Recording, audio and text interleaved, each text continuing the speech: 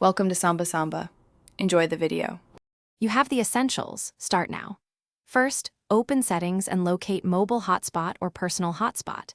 You'll enable the feature and immediately set the network name and a strong password. This prevents strangers from joining. Once done, pick a security mode, WPA2 or WPA3 when available, and limit connected devices to a small number.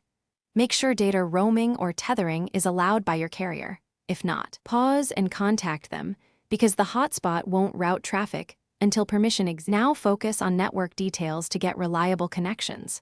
You'll choose 4 GHz for wider coverage or 5 GHz for higher throughput. Pick based on distance and interference.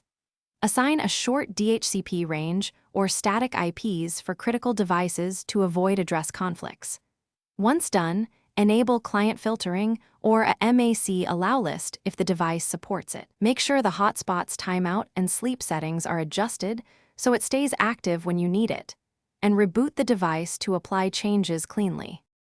Finish by testing connections and optimizing performance.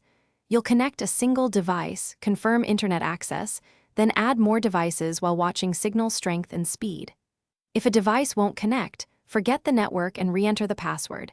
If speeds lag, switch bands or move the hotspot to a higher, central location. Finally, if nothing works, restart the hotspot hardware and check your carrier's tethering allowance. This single check resolves most blocked or throttled hotspot problems. Thanks for watching. Consider subscribing if we helped you.